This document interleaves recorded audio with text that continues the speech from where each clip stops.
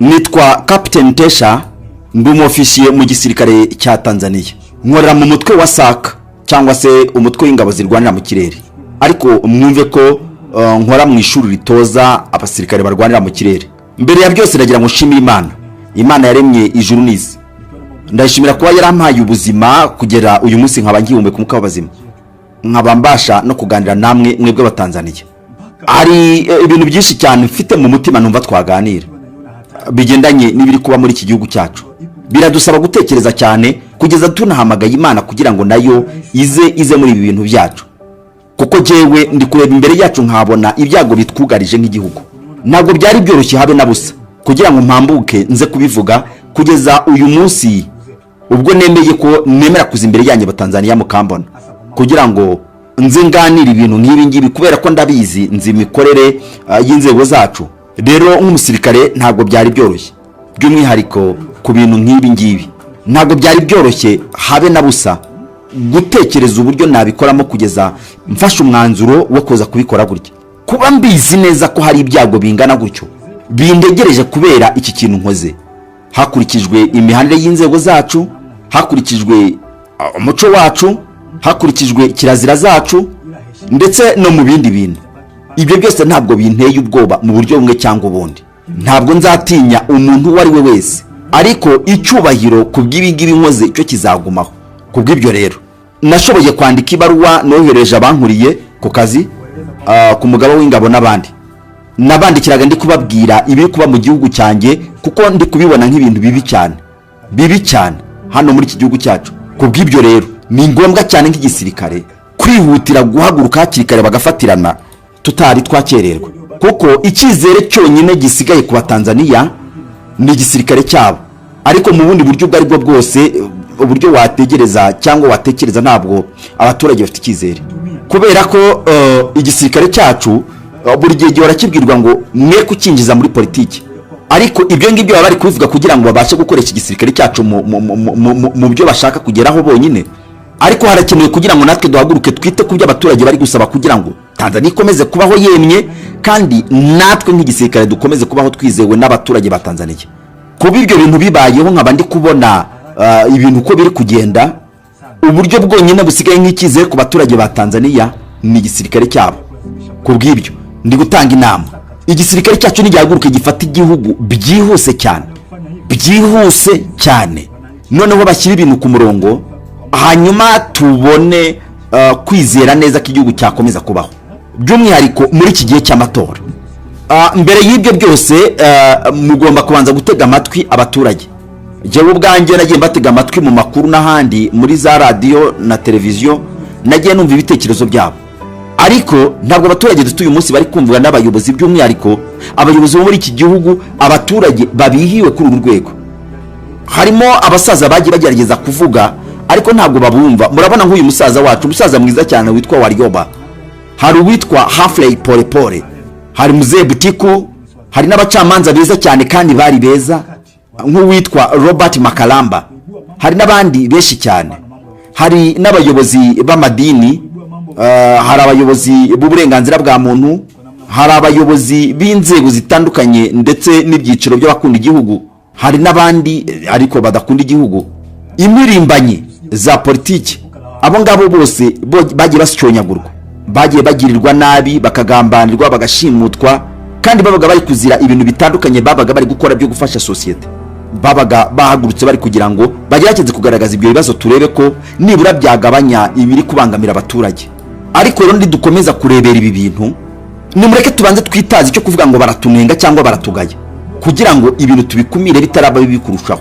Rero jewe ndabona nidukomeza gufata minenega ibi bintu ntacyo tuzageraho. Kwa namna moja au nyingine kuweza kutatua kero mbalimbali za kijamii. Kama sasa tukipuuzia hili, basi tusije kuepuka lawama pindi mambo yatapokuwa mabaya. Yaani tusije kuepuka lawama kabisa kama tukipuuzia kufanya hivyo. Ndugu wananchi, naitwa Kanari Bernard Masala Mlunga, kaimu mkurugenzi wa habari na uhusiano, Jeshi la Ulinzi la Wananchi wa Tanzania. Jeshi la Ulinzi la Wananchi wa Tanzania lina utaarifu umma wa Tanzania kuwa kumejitokeza baadhi ya watu wanaotumia mitandao ya kijamii kuweka maudhui yanayochochea kuliingiza jeshi katika mambo ya siasa. Aidha, baadhi ya hoja hizo zinatolewa na watu waliopo katika mazingira ya kijeshi kujinasibisha na jeshi, walioachishwa na jeshi kwa tabia na mwenendo mbaya, pamoja na kujihusisha na siasa na wanaharakati. Kwa mantiki hiyo, Jeshi la Ulinzi la Wananchi wa Tanzania linapenda kuutaarifu umma wa Tanzania kuwa linaendelea kutekeleza majukumu yake kikatiba kwa uaminifu, utii na uhodari kwa kuzingatia kiapo chetu. Asanteni. Yes. Habari za wakati huu wa Tanzania. Kwa majina anaitwa Captain Tesha, afisa kutoka Jeshi la Wananchi wa Tanzania katika kikosi cha Saki, kwa maana kama ni shule ya anga ya kijeshi. Awali ya yote napenda kumshukuru Mwenyezi Mungu, muumba mbingu na nchi, kwa kunipa uhai na afya mpaka muda huu ambapo nazungumza nanyi wa Tanzania wenzangu. Nikiwa na maumivu makubwa sana moyoni juu ya haya yanaendelea katika nchi yetu. Nimejaribu kutafakari sana mpaka muda mwingine kufikia kumshirikisha Mungu kwamba nikiwa naiona hatari kubwa sana ambayo ipo mbele yetu kama taifa. Haikuwa rahisi hata kidogo kwangu mpaka leo hii Watanzania kuniona nikiwa mbele yenu naongea haya mambo. Haikuwa rahisi kwa sababu nazijua taratibu zetu za kijeshi jinsi zilivyokuwa ngumu, hasa kwa mambo kama haya. Haikuwa rahisi hata kidogo kutafakari mpaka kuamua kufanya hiki. Kwa maana hiyo sasa, nikiwa naifahamu hatari hiyo iliyopo mbele yangu juu ya hichi ninachokifanya kwenye utaratibu wetu, desturi zetu, pia katika mambo mengine, sitojali hizo hatari kwa namna yoyote. Sitomwogopa mtu yoyote, ila heshima kwa wakuu wangu itabaki pale pale. Hivyo basi nimeweza kuandika barua kwenda kwa wakuu wangu wa kazi, kwa maana kwamba CDF na wengine, kuwaeleza kwamba siridhishwi kabisa kwa yanayoendelea nchini na naiona hatari kubwa sana katika taifa letu. Hivyo basi ni vema kama jeshi kuchukua hatua haraka sana kabla hatujachelewa, kwa kuwa imani pekee iliyobaki kwa Tanzania ni jeshi lao. Japo muda mwingine wanasiasa wanajaribu kuliingiza jeshi letu kwenye mambo ya siasa, kulitumia ili uweze kufanikisha mambo yao, lakini tumebaki kuwa imara na bado tunaendelea kuaminika na Watanzania. Hivyo basi, kwa kuona hilo na kuona hali ambayo ipo kwa sasa, sehemu pekee na imani pekee ya Watanzania ni kwenye jeshi lao. Hivyo nashauri jeshi letu liweze kuchukua nchi haraka sana na kuweza kuweka mambo sawa kuliko kuendelea kulazimisha kwenda mbele, hasa katika hili swala la uchaguzi.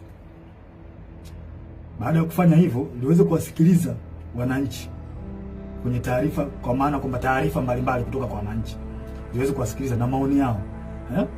Wanasiasa wazalendo waweze kusikilizwa nao, wenye uchungu na taifa hili wapo, wanajulikana. Mfano, kuna huyu mzee wetu mzuri kabisa, huyu Warioba, mzee mzuri sana, na sijui kwa nini wanampuuza. Kuna huyu Humphrey Polepole, kuna mzee Butiku, kuna majaji wazuri, mfano huyu Jaji Robert Makaramba na wengine wengi. Pia viongozi wa dini, makundi ya haki za binadamu, viongozi wa staafu wazalendo, sababu kuna viongozi wa staafu wengine sio wazalendo, wanaharakati wazalendo wanaoisaidia taifa kwa kuibua mambo mbalimbali, mfano mambo ya ufisadi, matumizi mabaya na madaraka, na kuibua mambo mengine ambayo yanaisaidia jamii kwa namna moja au nyingine kuweza kutatua kero mbalimbali za kijamii. Kama sasa tukipuuzia hili, basi tusije kuepuka lawama pindi mambo yatapokuwa mabaya. Yaani tusije kuepuka lawama kama tukipuuzia kufanya hivyo. Sasa nilikuwa naomba, kabla tujaendelea mbele zaidi, nilikuwa naomba kuna jambo moja tujaribu kuliangalia hapa. I think inaweza kutupa mwanga mzuri kwa mambo mengine ambayo nitakayoelezea hapo mbele. Kuna kitu kimoja kinaitwa deep state. Deep state.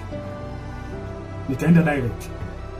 Deep state ni kundi la watu wenye ushawishi mkubwa ndani ya serikali au taasisi za dola ambazo wanafanya maamuzi ya kushinikiza sera kwa siri bila kushirikisha au kutegemea ridhaa ya umma au viongozi walio madarakani kihalali. Mara nyingi kundi hili linaaminika kuwa linaendelea kushika madaraka hata serikali inavyobadili kupitia uchaguzi wa kidemokrasia.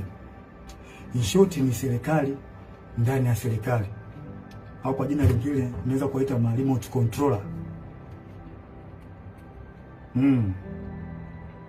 Ni serikali ambayo inafanya kazi nyuma ya pazia, na mara nyingi wanatumia ushawishi wa taasisi kama zifuatazo: jeshi, idara ya usalama, polisi, mahakama, wakurugenzi, ma-CEO wa mabenki na taasisi za fedha, viongozi wakubwa wa kibiashara na matajiri wakubwa, media, mfano TV, redio na magazeti, wasanii na watu mashuhuri, na muda mwingine wanaweza kutumika bila hata wao wenyewe kujijua kama wanatumika na hao deep state. Sifa kuu za deep state hapa nitazielezea, zipo 4. Ya kwanza, hufanya kazi kwa siri au covert operation, na wanafanya kazi hivyo ili wasiweze kugundulika, kwa sababu wakigundulika inaweza kidogo ikawapa shida. Namba 2, hawajibiki moja kwa moja kwa wananchi. Mara nyingi wanawatumia wanasiasa ambao wako upande wao.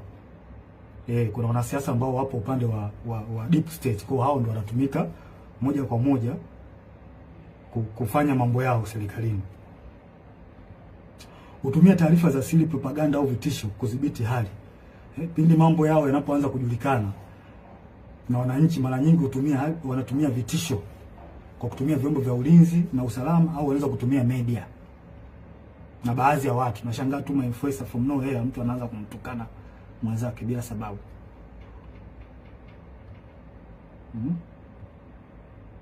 Na wanaweza kumpinga au kumuondoa kiongozi aliyechaguliwa kama hawakubaliani naye. Mfano, wananchi labda wamemchagua kiongozi fulani ambao wao wamempenda, wameona kabisa huyu kiongozi ataenda kutusaidia kutukomboa katika nchi yetu au katika jamii yetu. Sasa kama huyo kiongozi ataenda tofauti na matakwa ya hao deep state, watafanya kila hila aidha kumuondoa kwenye madaraka yake au kumdhuru afya yake, ikiwezekana kabisa kumuua. Sasa zifuatazo ni dalili ambazo zinaweza kuonyesha kwamba katika nchi yako kuna deep state. Namba 1, maamuzi makubwa yanafanyika nyuma ya pazia. Sera muhimu zinapangwa na watu wachache wasiochaguliwa na umma, ambazo hazina maslahi kwa umma na mara nyingi zinakuwa zinawakandamiza wananchi. Namba 2, idara za usalama zinakuwa na nguvu zaidi ya kawaida. Vyombo vya ujasusi, mfano polisi, usalama, vinaonekana kutenda mambo kinyume na sheria au kibali kutoka serikalini au bunge, kwa sababu muda mwingine wanapokea amri kutoka huko kwenye deep state. Namba 3, ukosefu wa uwajibikaji. Unaweza kukuta kuna hali ya rushwa au kuna rushwa ambayo imefanyika katika taasisi fulani, na unashangaa tu from nowhere watu hawachukuliwi hatua, wanaekeana kinga. Na inaonekana kabisa watu wamefanya hizo hujuma za rushwa. Hakuna uwajibikaji, unaachwa. Namba 4, kampeni za habari na propaganda.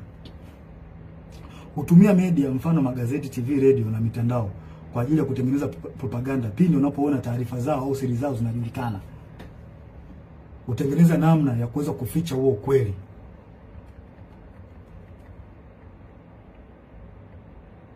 Maslahi ya namba 5, maslahi ya kiuchumi na kiusalama. Watu wachache sana, mfano wafanyabiashara wakubwa, familia za kitajiri na taasisi za fedha, wanashirikiana moja kwa moja na maafisa wa usalama au jeshi. Yaani wanakuwa kitu kimoja, wanatengeneza bondi. Na pia mikopo au tenda au mikataba ya kitaifa ambayo ina faida wanapeana wao kwa wao. Wanapeana maslahi wenyewe kwa wenyewe. Si watu wazuri hao. Namba 6, kukandamizwa kwa wakosoaji au whistleblowers. wapiga filimbi au waandishi wa habari za kichunguzi mara nyingi wanakandamizwa, ikiwezekana kuuliwa au kudhuriwa pindi wanapotoa habari zao, pindi wanapofichuliwa.